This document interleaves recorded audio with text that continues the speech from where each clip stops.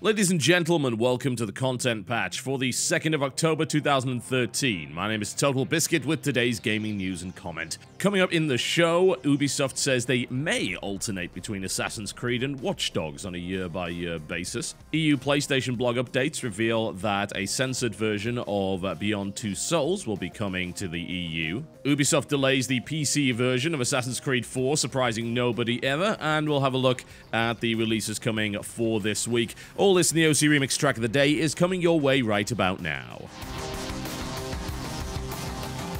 Watch Dogs creative director Jonathan Morin has been talking a little bit to Videogamer.com on the subject of the possible franchise potential of Watch Dogs.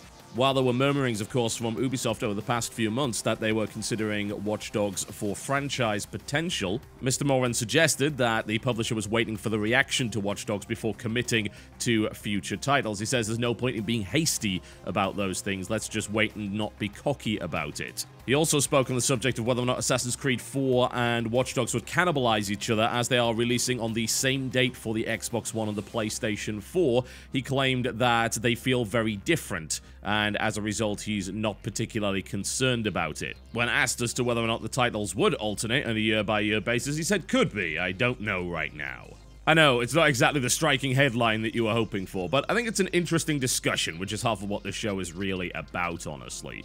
The idea that those two games could be cannibalizing each other on the launch of the Xbox One and the PlayStation 4 is definitely an interesting one. Although, if anything, I've got to say it kind of speaks to the strength of Ubisoft's launch lineup more so than anything else. You've got two blockbuster titles hitting multi-formats that, of course, happen to be coming out at the same time on the next gens because they come out later than the actual games do. I mean, that's fine. That seems totally reasonable, and I think it's a kind of unique situation that can only really happen around the launch of a new console. Otherwise, you wouldn't release these games on the same day, obviously. The US release date for Assassin's Creed 4 is actually this month. It's October the 29th, whereas the Watch Dogs release date is November the 19th, so there is a significant difference right there. And I feel, if anything, Watch Dogs will probably get the better end of the deal because it will not be available prior to the PlayStation 4 actually coming out, whereas Assassin's Creed 4 certainly will be. The question is there a big enough difference between the two versions for it to matter? Well, we've kind of yet to see whether or not that's the case. We don't really have a lot of direct comparisons between the two versions. So it's got to be one of those weird scenarios where we have a current and a next-gen title come out around the same time, and we see which one does better. And I can pretty much guarantee it'll be the current gen, obviously, because the installed user base is just an awful lot bigger. But yeah, I mean, I don't think that's too big a concern. What interests me about the statement, really, is the idea that he's not going all in on the notion that Watch Dogs will be a franchise, yeah? There's been a lot of speculation surrounding that, mostly as a result of Ubisoft stating several months ago that they were looking into making that happen. But the creative director is simply saying, look, we want to wait and see because we don't know how this is going to be received. It's potentially bad because, let's be honest, I feel Assassin's Creed has been getting progressively worse over time. Or more to the point, it just hasn't really been moving anywhere. I don't think it's worse. You know, I wouldn't say Assassin's Creed 3 is worse than Assassin's Creed 2. I don't necessarily think that's the case. I don't necessarily think that Revelations is outright worse than the previous titles either. I just feel like the franchise has been milked unnecessarily. Having 3 games based around Ezio, as opposed to jumping to another timeline, feels more like asset reuse and franchising more so than anything else. And I think that the strength of Assassin's Creed is when it moves, when it shifts to a different period in time. How do the fighting techniques of the Assassins actually apply here? How has the story progressed throughout history with the Templars and the Assassins? How is that actually working? I'm more excited for Assassin's Creed 4 than I ever was for Revelations or Brotherhood, certainly, and even for Assassin's Creed 3, frankly, because I think it's just a nice change of pace. And I have to wonder whether or not it's going to continue to do that. It is possible, if they alternated between the two, then you would have an Assassin's Creed game every 2 years instead of every 1. That's probably good, because I don't feel that 1 year is enough to properly iterate. You have to take small steps, and I don't feel that that's what the Assassin's Creed franchise really needs. Multiplayer's been sitting in the same rut since Assassin's Creed Brotherhood. It's the same. I mean, there's 3 games of the multiplayer. Don't get me wrong, it's actually the thing that I enjoy the most in Assassin's Creed. I don't even play the single player anymore, I buy the games for the multiplayer. but it's barely changed over the last 3 games. It iterates and advances itself even less than Call of Duty does. And let's be honest, the formula, for the most part in the single player, is identical. I feel more time needs to be taken in order to make this interesting. I do genuinely feel that Ubisoft is running the franchise into the ground. There are, of course, concerns that they would do the same thing with Watch Dogs, and yeah, they might. You know, Watch Dogs seems like an interesting IP. It would be a shame if the game's development was affected by the ideas of sequels. I think that's maybe the biggest problem, is that some developers are afraid of creating self-contained stories because they're a little bit worried about the potential of what will happen if they have to make a sequel and another sequel and then the DLC. It's okay to make a self-contained story, it really is. It's okay to have a satisfying conclusion. We don't need it to be continued, and we certainly don't need the story to rely on the fact that there'll be 4 more games after that. But if they do alternate between Assassin's Creed and Watch Dogs, then I do feel it will actually improve Assassin's Creed. Especially if Watch Dogs comes along and says, hey, look how fresh I am in comparison to the rather tired old nag, which is Assassin's Creed right now. The EU PlayStation site has revealed that there will in fact be a censored version of Beyond Two Souls in the EU. That will take the PEGI rating down from an 18 to a 16. Ross Alexander on the website revealed that there were 2 changes to the game that consisted of about 5 to 10 seconds of gameplay that have been edited slightly, he claims, to be in line with the PEGI 16 rating. He went on to assure readers that it did not affect the game's story at all, and if you didn't know that these scenes had been amended, you wouldn't even notice. So I don't want to flip out over this for obvious reasons, because it does seem very, very minor. I just find it sad that it even has to happen, and more to the point that, of course, it has to happen across Europe rather than, say, just in Germany, which is known for its game censorship. We do unfortunately have an industry reality where games more often than not have to be edited in order to reach a wider audience. It's not just games, I mean, it's movies as well. The sheer number of PG-13 action movies that are coming out, which blatantly, completely neuter the very notion of a violent action movie and just make it boring to watch as a direct result, is ridiculous. And the fact that RoboCop is coming at a PG-13 rating, are you kidding me? Did you watch RoboCop 1? Good lord. And some of the best scenes in that clearly would never be able to happen today outside of an R rating. And it's sad, it really is. It's just saying, hey, you know, this piece of art you made, you're gonna have to change it. You can't keep it in the form that you originally envisioned, because industry realities say we need to sell more copies. The way we're gonna do that is to make it accessible to more people, so we can get it down to a 16 rating. I'm hoping at some point that this just stops happening. Gamers are getting older, and as a result, age ratings certainly don't really matter, I feel, when it comes to core titles like Beyond Two Souls. I would imagine that the vast majority of people who are going to be buying that game will be 18 plus anyway. I still don't think it's the biggest deal ever in this specific circumstance. I have no doubt that this did not compromise the story. It's not like they had to cut out entire scenes. They just had to make some edits. Fine, okay. I just am depressed whenever I see that happen. The problem, I suppose, is that you do have to sell as many of these games as possible. You are talking about an exclusive, and ratings are being more heavily enforced than they used to be. These are not the kind of things that were merely guidelines. These are starting to get legally binding, and you can't sell those games to underage people. So you have to consider those things. And unfortunately, the tighter those regulations get, the more of this kind of stuff will happen. It was a long time ago, I think I used to just believe in ratings, but then I kind of realized, honestly, that I think the only reason I could justify to actually believe in game ratings was the notion that, hey, I'm over 18 now, so why should I care anymore? Which is not a particularly good rationale. If we accept that video games do not make you violent, that video games do not influence you in a negative way, as studies have repeatedly shown, then we must also accept the idea that a violent video game being 18 rated doesn't actually make any sense. You have to wonder why exactly it's rated that way. And more to the point, we should of course look back at the idea of parental responsibility that can very easily just bypass the whole rating system entirely anyway. To me, that makes the whole rating system pointless. When you get to the kind of age that you can buy a game and not have your parents look in on it, then I feel that you've gotten past the point where if any negative influence could occur, it would affect you in any way. It's like saying, oh, well, I watched an 18-rated movie when I was 12 years old. I watched The Terminator when I was 12 years old. Did that affect me in any way? No, it didn't. And no doubt kids much younger have still watched The Terminator, and no, it didn't make them go around murdering people or even have negative attitudes or anything along those lines.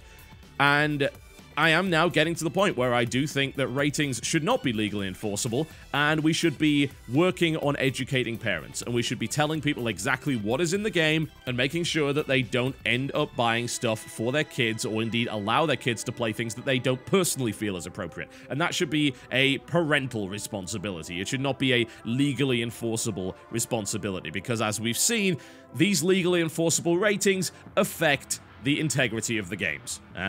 If they didn't, I'd be fine with them, but now we're getting to the point where they are so enforceable that companies are willing to make cuts in their content in order to reach a certain rating. We have already seen what that's done to Hollywood. We do not want it happening here.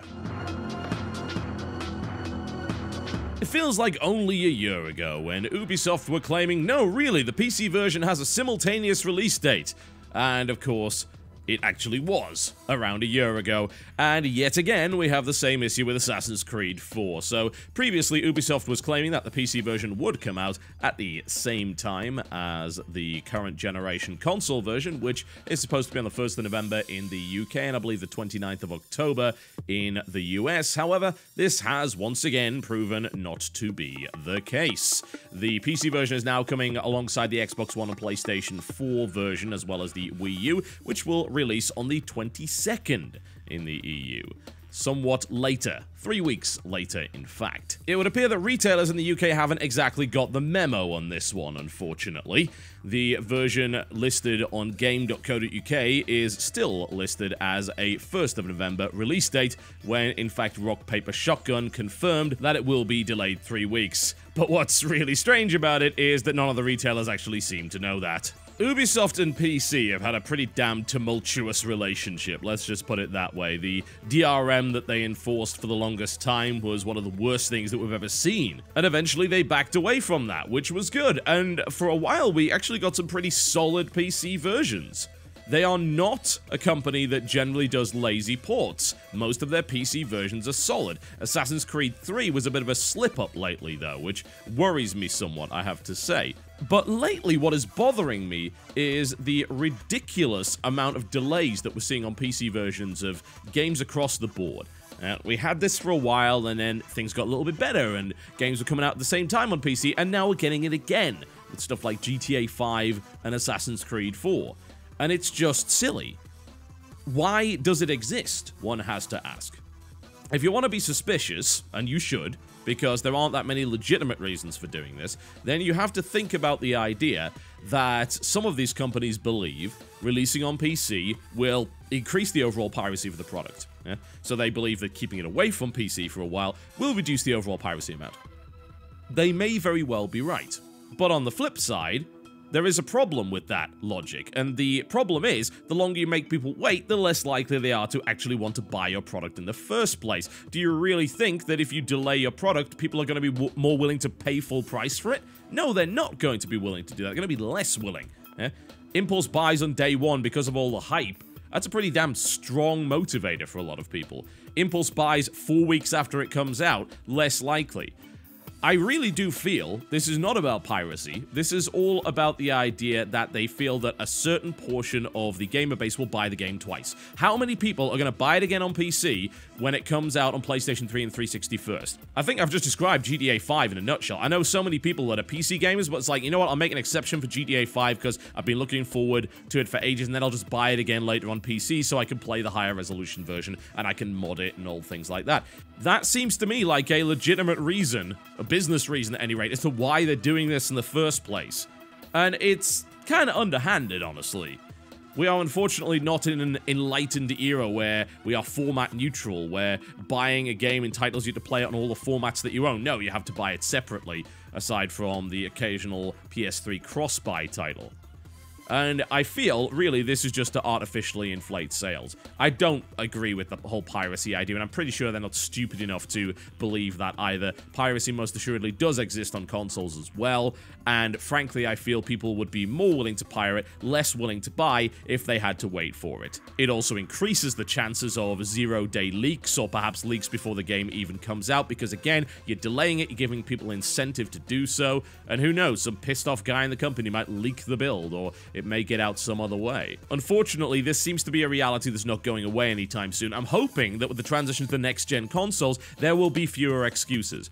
The argument of, oh, it's kind of difficult to port over will disappear, one would hope at any rate, when you have an easier time of it with the PlayStation 4 and the Xbox One. But again, I don't believe this is a time thing. I certainly do not believe that the PC version will not be ready around the launch of the console versions. I feel it will be. Probably true, and they're just going to keep it back for marketing purposes, which is very sad, and they need to quit it. It's certainly getting on my nerves, and I am less and less likely to be interested in a title if I have to wait for it for some arbitrary reason that you just made up. And finally, let's have a look at the releases that you can expect to be coming your way this week and see whether or not there's anything worth your time. Well, War of the Vikings just appeared on Steam Early Access. I did play a very early alpha of this. Wasn't too impressed, but again, it was a very early alpha, so I'll see where that goes further in. It is, of course, by the guys that made War of the Roses. I'm certainly hoping for a Meteor Melee system in order to make this game worthwhile. We'll hope that they manage to pull that one off. NBA 2K14 coming to Xbox 360, PC, PlayStation 3 on October the 1st. It's a basketball game. I'm pretty sure you know what that's all about. Rain is coming to PlayStation 3 on October the 1st as well. That's interesting indeed. It's from Sony's Japan studio. I would like to try this. It's got a little bit of puzzle going on with it, but from what I've heard so far, it's very unique indeed. The idea is that you can only be seen in the rain, and that there are monsters after you and things like that. So that's a very intriguing notion, to say the least. So that looks pretty cool. Train Odyssey Untold, The Millennium Girl, which is a 3DS remake of the original Train Odyssey, is making its way to 3DS on October the 1st. A very difficult game, to say the least. I feel the ones that came out later were a little bit better, but if you're looking to try and get the story from the start, this would be the best way to do it. Rune Factory 4 to the 3DS on October the 1st as well, so if you wish to make farms in a fantasy land, then that's the best way to do it. Armor Tactics to PC on October the 1st as well. That actually was designed for Android initially. It's a fairly cheap game. It's a turn-based Armor Tactics game. I mean, it's pretty much self-explanatory as far as I'm concerned. I played a little bit of it. It's not too shabby if you're looking for something that's a little bit authentic in the tactics genre. Die Die Die coming to PlayStation Network on October the 1st, which is a medical defense game. Yeah, you are a syringe turret inside a human trying to defend it from deadly viruses and so on and so forth. It's a strange thing indeed. That'll be available for PlayStation Vita. Flashback is now on PC and PlayStation 3. This remake has not exactly got an awful lot of positive attention, and as someone that actually I didn't beat the original Flashback. I got right to the end screen, messed it up, and never played it again. So maybe I will absolutely despise this. I need to try it though, just out of curiosity. Skydive, Proximity Flight coming to PlayStation 3, along with Pro Foosball. There's a lot of very small and kind of insignificant games coming this week, frankly. There isn't really too much on the large release front. The biggest release has got to be Zelda Wind Waker HD, which is coming out on October the 4th in Europe. It's already out in the US, has been for a number of weeks. And that's kind of about it, I'm afraid. There's not really all that much coming out, is there? We are waiting for Beyond Two Souls, but that's not out until next week. So, there you go. That's it. Not much to see, really, is there?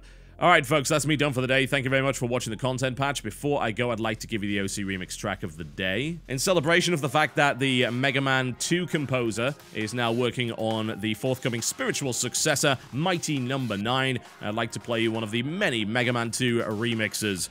And this one is assuredly a classic, and frankly, any collaboration between these two tends to be. It comes from Sixto Sounds and Zircon, which are two of the Titanic names on OC Remix, very well known. And the name of the track is Mega Man 2 Nuclear Flash. Thank you very much for watching, folks. I'll see you next time.